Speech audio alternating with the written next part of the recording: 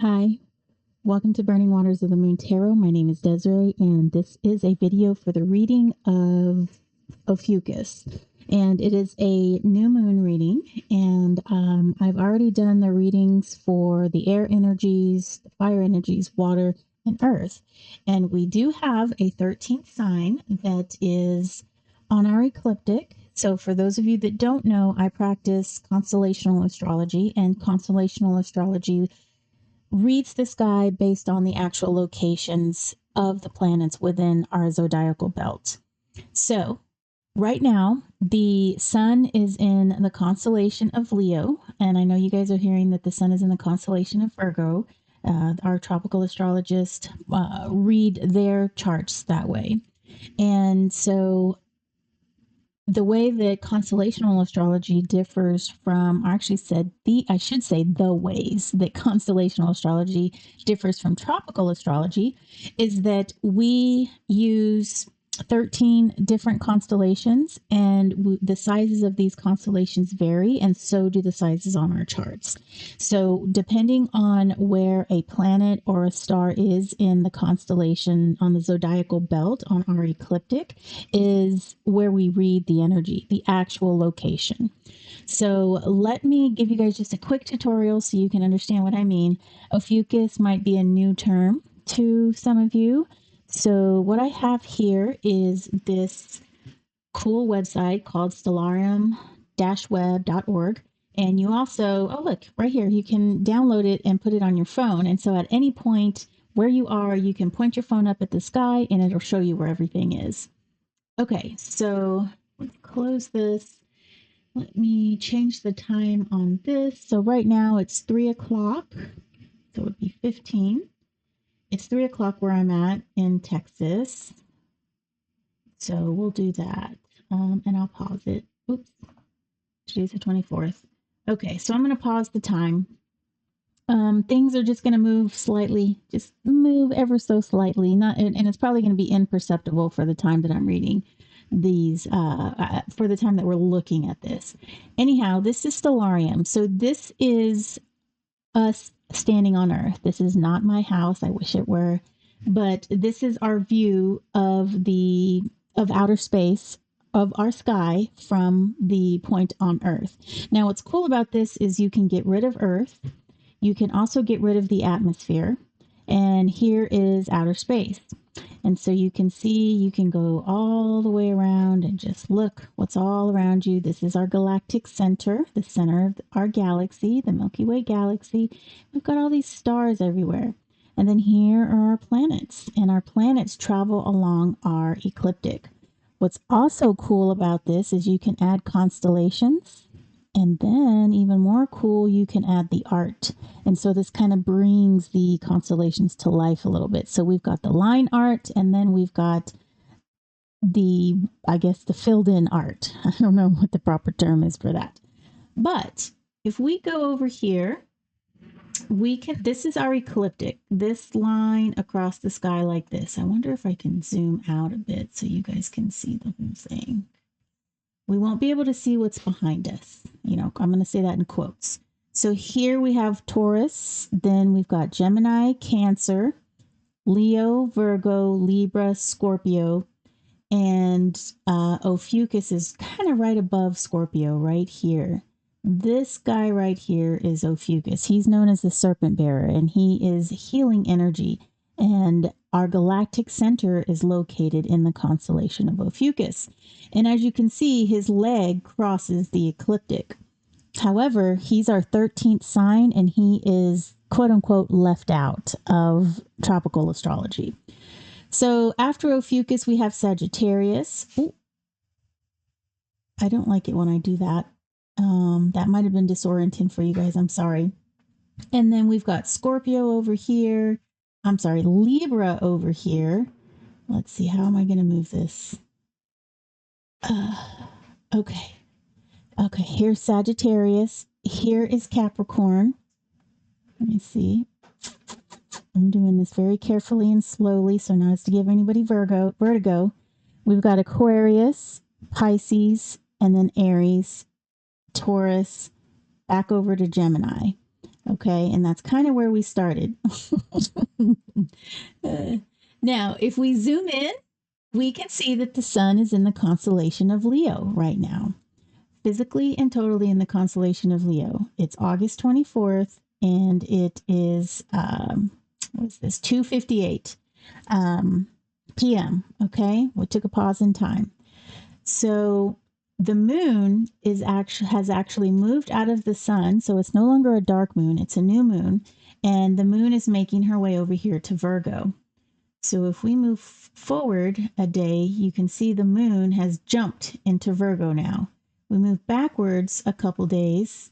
See, this new moon was here in the constellation of Leo. Go back another day. So when the moon is in this vicinity, it's to me it's called the dark moon. And a dark moon is a point in time where I feel the moon soaks up the energy of this star constellation right here and then takes it along with her as she travels all around the zodiac for the next 28 days. Okay. So at this point in time, we're taking the Leo energy and we're applying it as we are moving around the zodiacal belt. All right, so that is a quick astronomy lesson. And now we can look at an astrology chart. So, oh, I gotta sneeze. 1 second.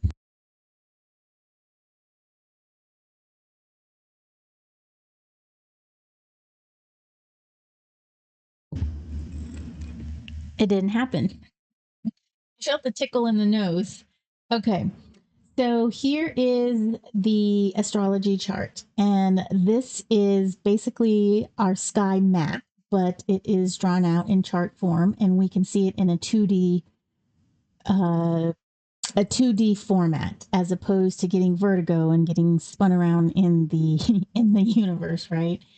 So Sun is in Leo, and then we have Moon, who is about to exit Leo right here, and some things that I've been wanting to point out. And the topic of this new moon energy is not only the sun and moon in the constellation of Leo, but we also have these tough aspects. We've got Uranus over here, which is the I would say the breaker of old ways, right? He challenges the status quo. He's kind of I kind of think of him as the nemesis to Saturn, where Saturn likes order and tradition and likes to, likes things to go his way.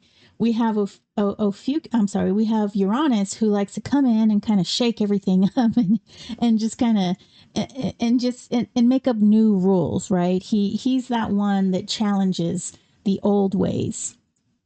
And so we have this opposition of Uranus to Black Moon Lilith. And then we also have another opposition of asteroid Lilith opposing the sun.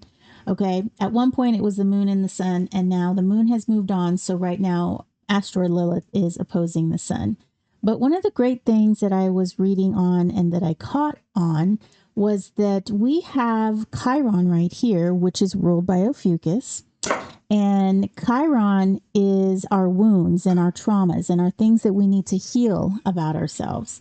And at one point, the moon was trying Chiron. The sun and the moon were trying Chiron. But at this point right now, at this point in time today, we have a sun trining Chiron. Okay.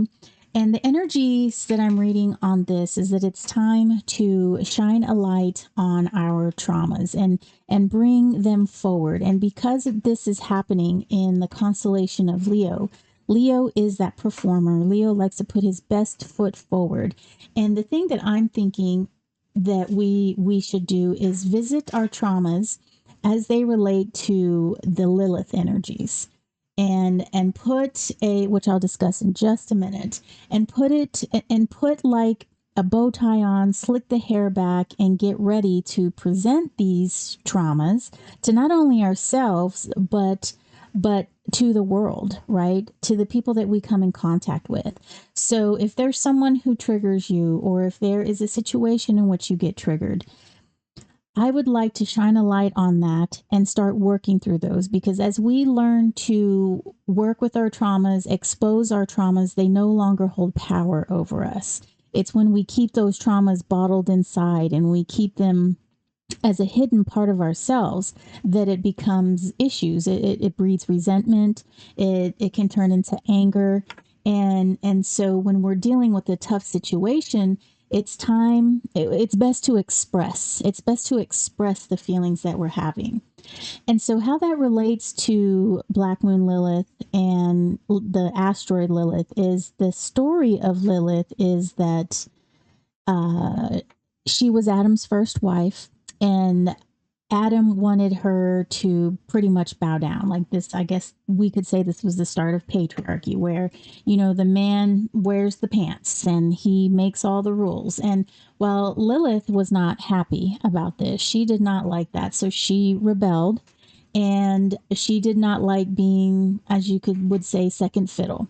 Okay. And so Dark Moon Lilith is all about reclaiming that feminine energy, being strong in your sexuality, being strong in being independent. And that can go for both male and female, okay? It just so happens that this is the story of Lilith, and it happens to be about a female.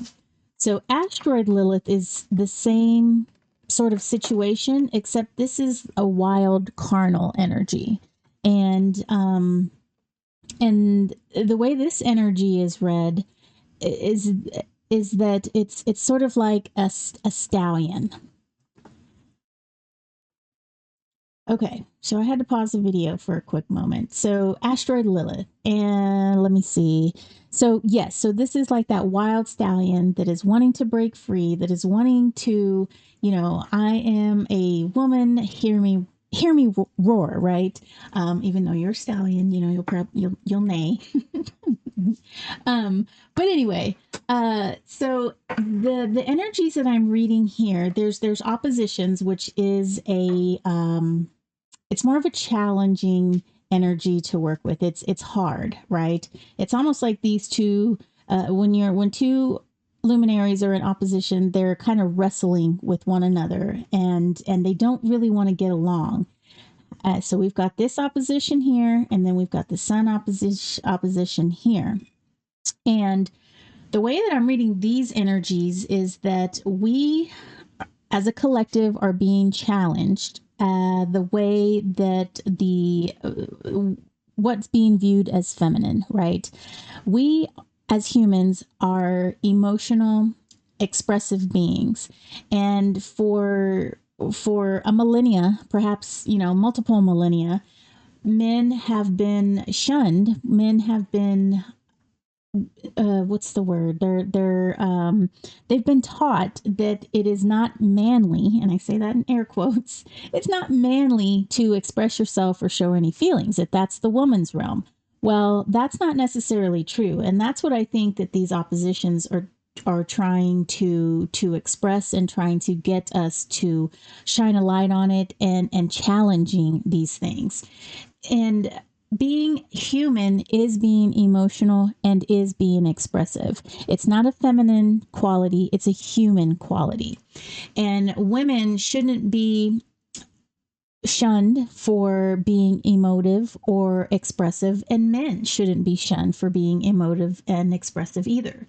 So I really feel like this is what is going on in our sky right now. And because we have this trine from the trine of Chiron to the sun, and at one point to the moon during this new moon in Leo, it's a good time for us to learn. No, not only to learn, but to start healing those wounds. And in order to do that, we're going to have to take it, step by step, because these are long held beliefs. And I think it's going to start with us. It's going to start with our generation. And I believe it's already started with the younger generation as well, because my son and my children, and I'm noticing this about a lot of young people that I come across, they are a little bit more emotional and a little bit more expressive. Now, it's not I wouldn't say it's a completely healed wound and we're ready to wrap this up and with this next generation. But I do feel like there is a lot more awareness, and it's not so much a female thing to being emotional and expressive. So I think we're on the right track, but there's still lots of work to do, and it's going to take quite a few more generations before we can kind of move past this as a collective. And it's got to start somewhere though. And so I think this is a wound that we all kind of carry. I can tell you as a young child, I was not allowed to express myself. I was not allowed to have feelings. If I said I felt a certain way and it wasn't convenient at the time, I was told, that nope, that's not how you're feeling. That's not how the way it's going to go. Go to your room or what have you. Just I don't want to deal with this right now, type of thing. And so I personally was wounded by that. So a way to get over that, I would say, is to become aware of the situation and maybe start recording it in a journal or something and become aware of your triggers and then start to speak on it. Start to speak out, start to speak up. Even if you don't completely express something, as long as you maybe give a look or even just recognize that you're being triggered, it's going to be a start. And that's what I'm thinking we're going to use this moon and sun conjunction in Leo to express, to bring these feelings outward and show them in a way that's presentable. Put on our bow tie, slick our hair back, and just put this ugly trauma in a presentable manner. Okay, so that's the energy I'm reading astrologically. And for today, I'm going to do a reading on the energies astrologically as it relates to Ophiuchus. Okay, so let's see. My hair sometimes is like a blanket for me. All right. So let's go ahead and move over to the tarot table. And I'm going to use the Trionfi de la Luna by Patrick Valenza. And this is the nice little box. He did that cool deck. Oh, what's it called? I want to say Midnight Mansion, but that's not it. I have that deck as well. And then we're also going to use the Phantom Tarot deck. And then we're going to use the Dreamgate Oracle. Now, for the other readings, I did 3 cards, and each card represented the sign. And I didn't quite think this out for Ophiuchus, so I'm not exactly sure how I'm going to do this, Ophiuchus. I guess I can do it similarly in that you get 1 card, right? We don't want to treat you any different because you've already been treated differently, Ophiuchus.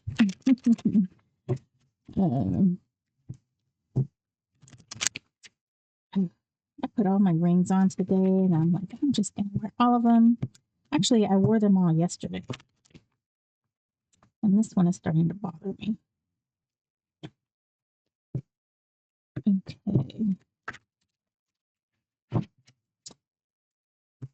All right.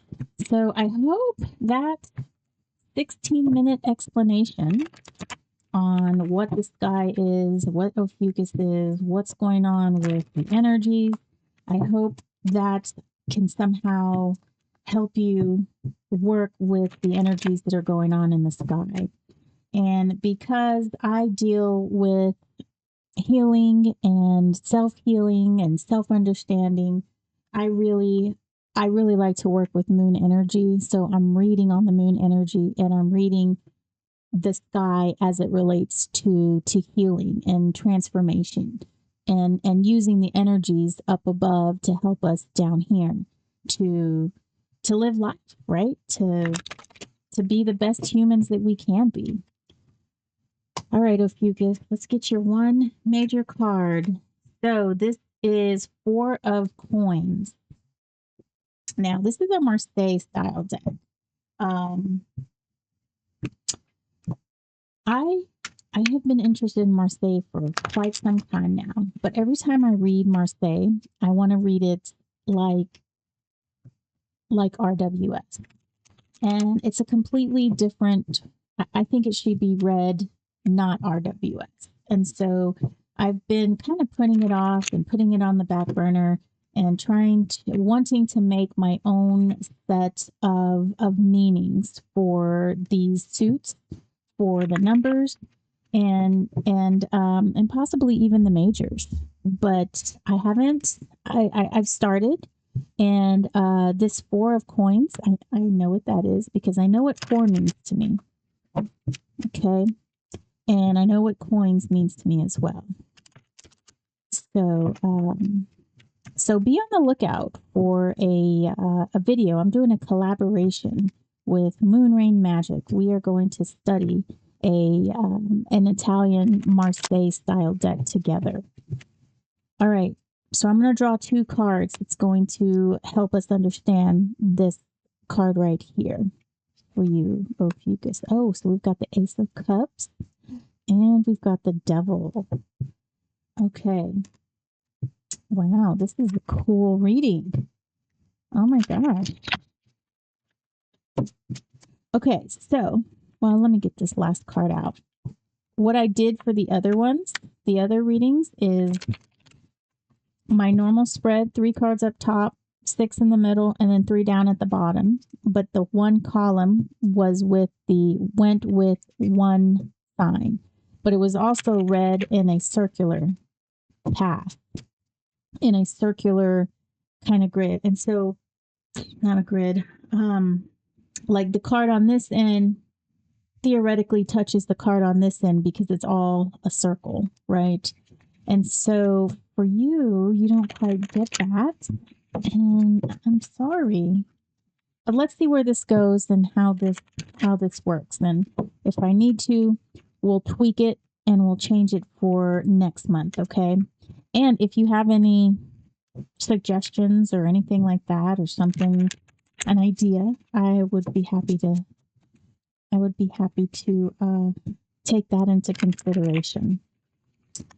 All right, let's see what we have for you. Duality. Ooh, what a pretty card. Look at this. Oh my goodness. Kind of reminds me of Mother Mary. Wow. All right, I'm going to slide this up. And this here is my dark quartz, my black quartz. I can't remember what it's called. It's quartz. I can't remember if it's black or dark. It was on my altar, and as I was preparing for this reading, the quartz asked to come. So, of course, I obliged.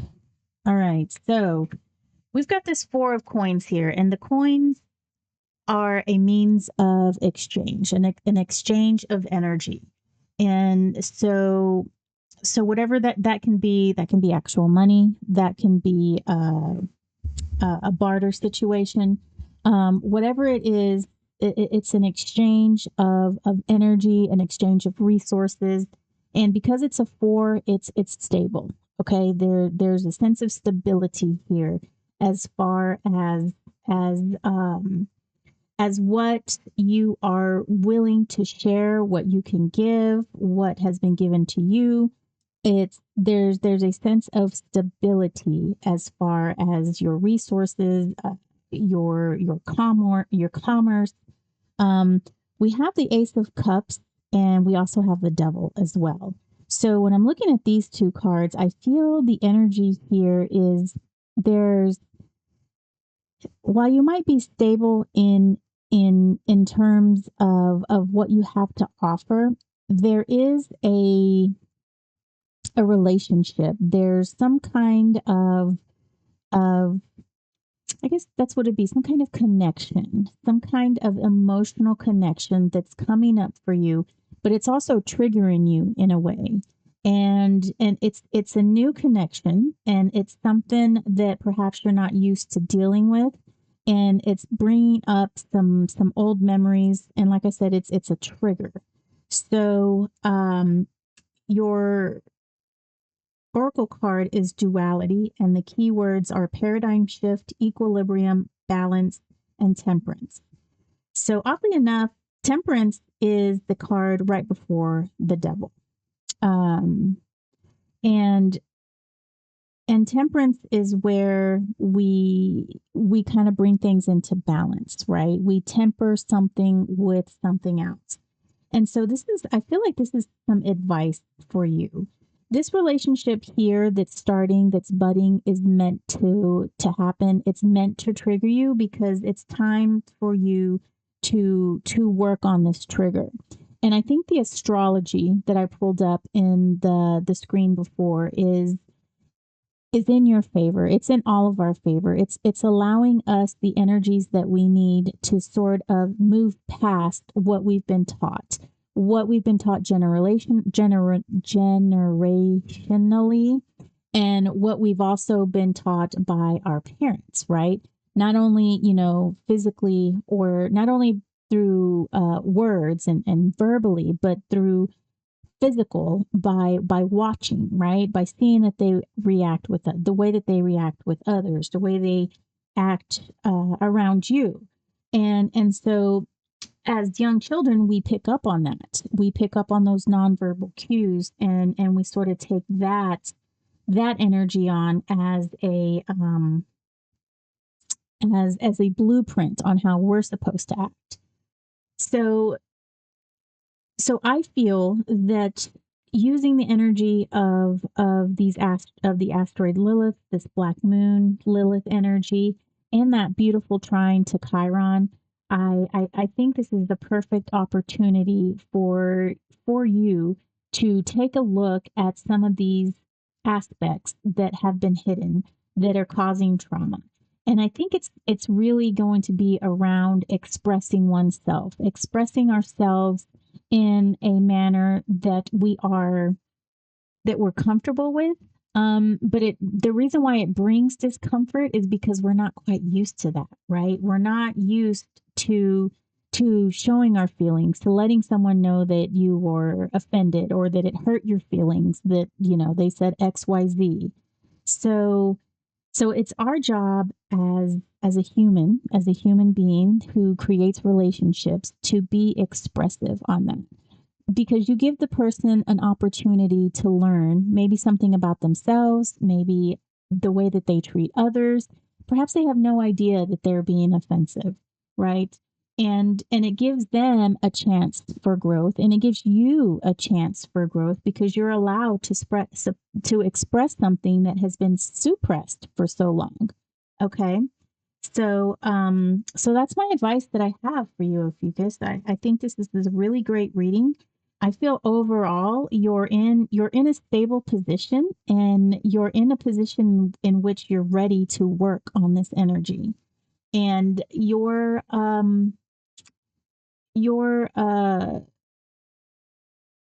Ophiuchus is ruled by Chiron, which is the wounds, and Ophiuchus is the healer. Okay, so you have the capacity to do this. You have the capacity to heal others, and not only will expressing yourself heal your traumas, but you may also have the opportunity to help someone else.